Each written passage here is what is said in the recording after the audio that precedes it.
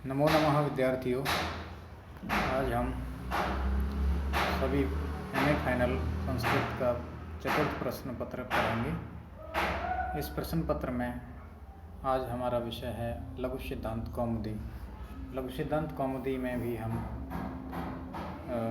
कृदंत प्रकरण को पढ़ेंगे। कृदंत प्रकरण के अंदर हम कृत्य प्रक्रिया को समझेंगे। तो चर्चा करते हैं थोड़ा सिलेबस पे। एमए फाइनल के 4th पेपर के सिलेबस में हमारे यहाँ 4 चीज़ें लगी हुई हैं। कृदंत प्रकरण, तद्धित प्रकरण, स्त्री प्रत्यय, समास प्रकरण और अनुवाद हिंदी से संस्कृत में। तो 10 अंक का अनुवाद है और 10 अंक के समास हैं। 20-20 अंक के तद्धित प्रत्यय और कृदंत प्रकरण है। कृदंत में भी पूर्व कृदंत 20 अंक का और 20 अंक का उत्तर कृदंत है। आज हम कृत्य प्रक्रिया के विषय में बात करेंगे। कृत्य प्रक्रिया लघु सिद्धांत कौमुदी का ही एक हिस्सा है। इस कृत्य प्रक्रिया में हम कृत्य प्रत्यय यानी कि तब्यत और अनियर के बारे में जानते हैं। तो तब्यत और अनियर क्या है, कैसे चलते हैं, देखते हैं। तब्यत और अनियर प्रत्यय चाहिए अर्थ में होते हैं। तब्यत का तब्य शेष रहता है, अनियर प्रत्यय का अनियर शेष रहता है। तब्यत और अनियर प्रत्यय भाववाच्य और कर्मवाच्य में प्रयुक्त होते हैं। जब ये कर्मवाच्य में प्रयुक्त होंगे तो कर्म के अनुसार इनके लिंग और वचन और कारक होंगे। यदि ये भाववाच्य के अनुसार होंगे तो इनका तब्यत और अनियर से बने हुए शब्दों का नपुंसक लिंग एक वचन में ही हमको रखना होगा। कर्ता में तृतीय विभक्ति होगी।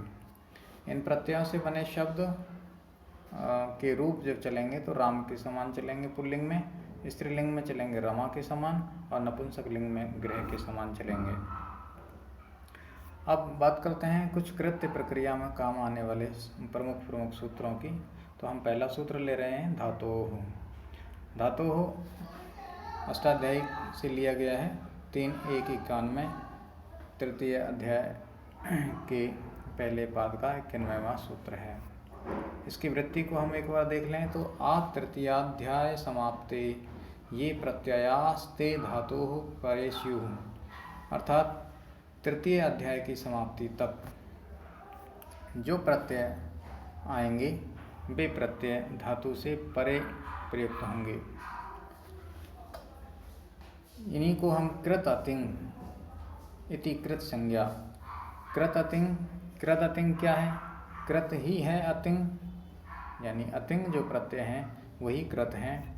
तो अतिंग क्या है?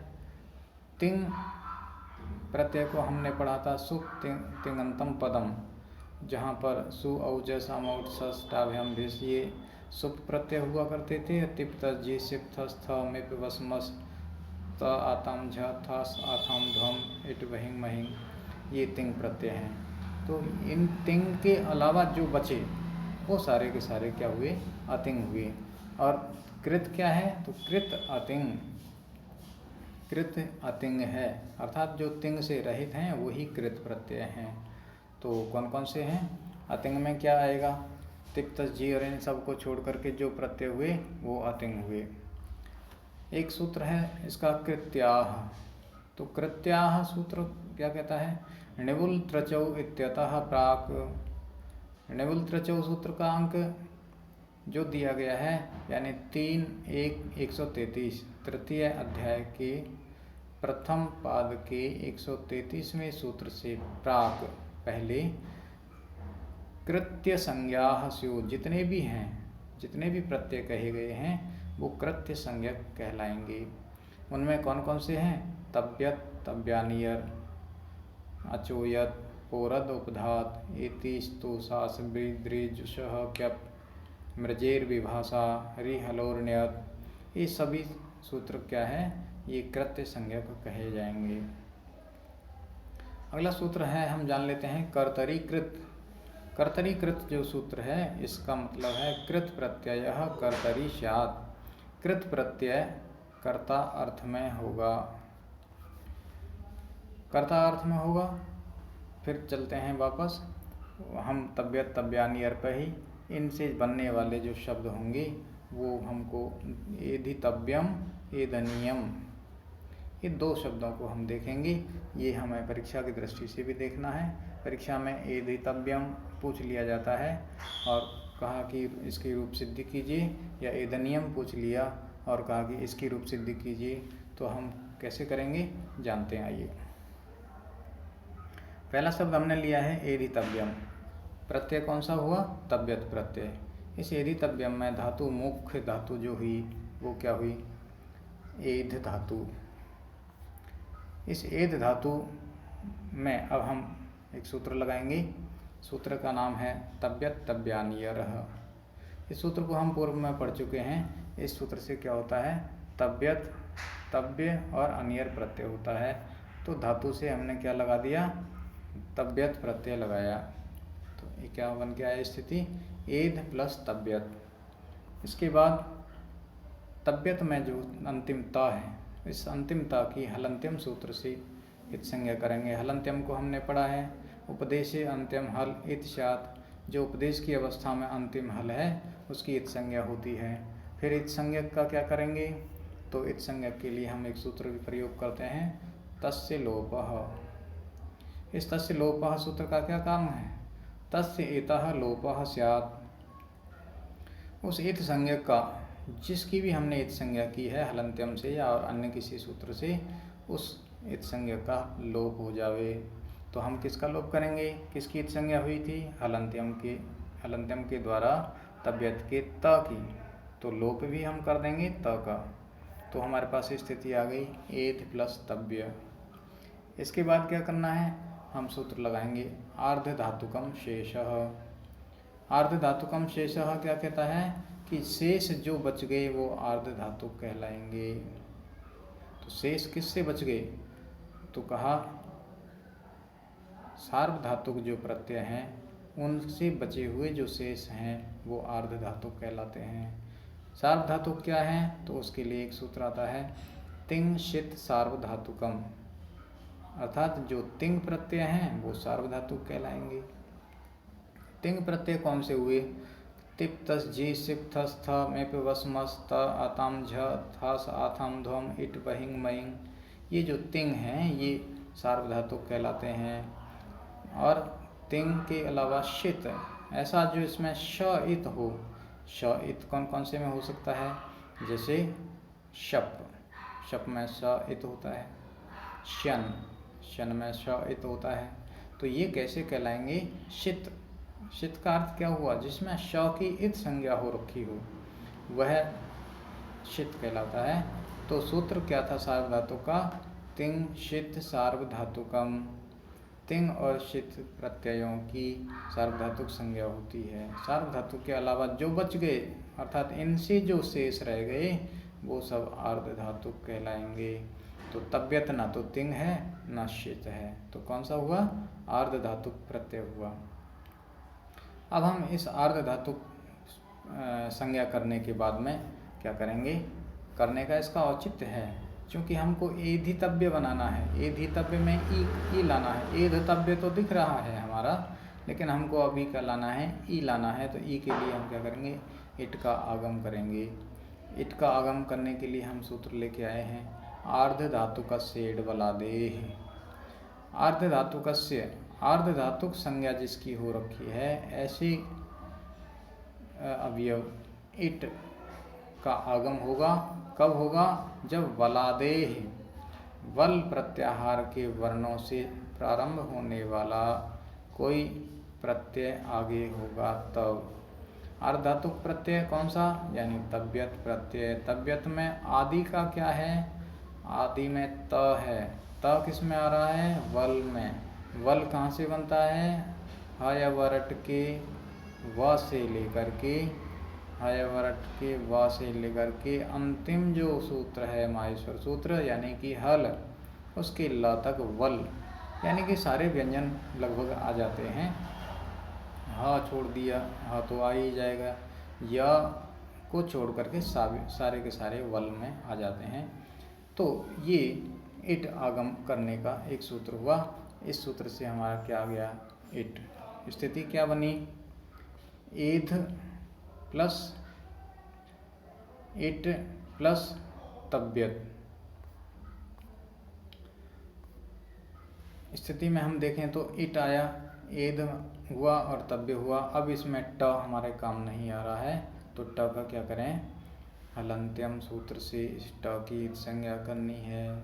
जैसे ऊपर किया है हमने, वैसे के वैसे ही तस्य लोप से इस ट का लोप करना है। फिर क्या होगा, स्थिति आ गई हमारे पास में एध ई तब्य, मिलाएंगे इसको, एध ई तब्य हो गया। लेकिन अभी भी इसको प्रातिपदिक संज्ञा करनी है हमें। प्रातिपदिक संज्ञा करने के बाद में क्या होगा, सूत्र हमारा है कृत तद्धित समासाश्च। कृत और तद्धित, कृत तद्धित और समास, इनकी प्रातिपदिक संज्ञा होती है। तो हम कौन से प्रत्ययों में चल रहे हैं, कृत प्रत्ययों में चल रहे हैं। तो इस सूत्र से हम एधि तब्य की प्रातिपदिक संज्ञा करेंगे। प्रातिपदिक संज्ञा करने के बाद में फिर हमारा क्या होगा, एक विभक्ति लाएंगे, यानी कि स्वौ जस मौट। स्वौ जस मौट सूत्र कौन सा है, इसमें सारे प्रत्यय आ जाएंगे, सु औ जस अम औट सस टा भ्याम भिस ङी भ्याम भ्यस ङसी भ्याम भ्यस। इस तरह से सारे 21 प्रत्यय आएंगे।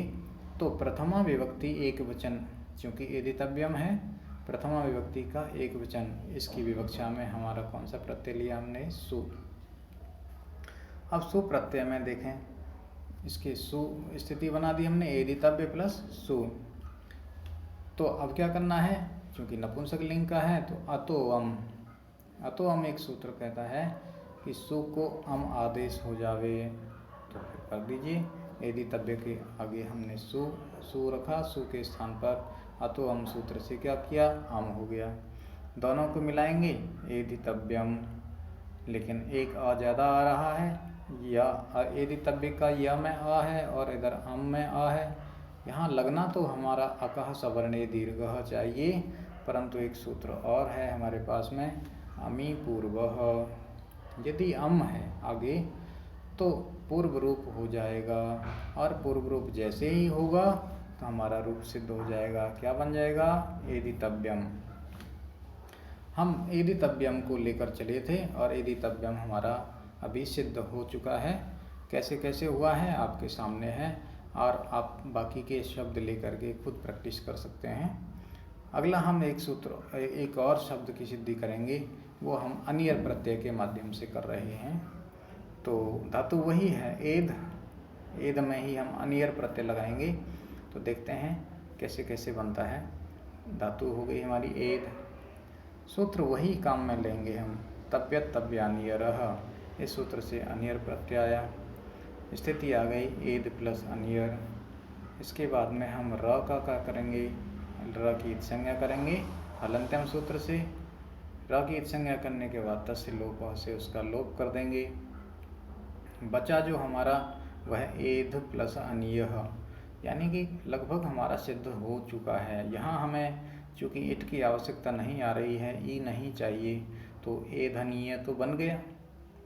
एधनीय बन गया तो एधनियम बनाने में तो हमको सु औ जस लेके आना विभक्ति रूप, और बन जाएगा। तो क्या करना है, फिर प्रातिपदिक संज्ञा करेंगे। प्रातिपदिक संज्ञा का सूत्र है कृत तद्धित समासाश्च। इस सूत्र से हम एधनीय शब्द की प्रातिपदिक संज्ञा करेंगे। क्यों करेंगे, क्योंकि कृत तद्धित समासाश्च सूत्र में कृत आ रहा है। अब प्रातिपदिक संज्ञा के बाद में हम एक विभक्ति लाएंगे। स्वौजस मौट सूत्र से प्रथमा विभक्ति के एक वचन में हम फिर लाए सु प्रत्यय लगाएंगे, तो एधनीय प्लस सु। अब अतो अम, चूँकि नपुंसक लिंग है तो इसमें अकारांत से आगे सु के स्थान पर अम होता है, आदेश बना एधनीय प्लस अम। एधनीय अम में फिर वही आता अका सवर्णे दीर्घ, क्योंकि एधनीय के या में अ है और अम के अ में अ है, तो दोनों को मिला करके अका सवर्णे दीर्घ होता। लेकिन अम यदि ये आगे का जो आकार है वो अम प्रत्यय का हो तो हम अमी पूर्व सूत्र से पूर्व रूप करते हैं, और जब ये सूत्र लगा दिया तो पूर्व रूप करने पर इस पूरे शब्द की सिद्धि हो जाती है और ये एदनियम हमारा शब्द बनता है। इस तरह से हमने एदनियम और एदितव्यम दो शब्दों को यहाँ करके देखा। बाकी के जो अगले प्रत्यय हैं हम उनको अगले वीडियो में देखेंगे। तब तक के लिए आप प्रैक्टिस करते रहिए, अभ्यास करते रहिए। इस अभ्यास के बाद में यदि आवश्यकता होगी तो हम अगले वीडियो में अगले प्रत्ययों को लेंगे और अगले प्रत्ययों को लेकर के हम सभी फिर पढ़ेंगे। धन्यवाद।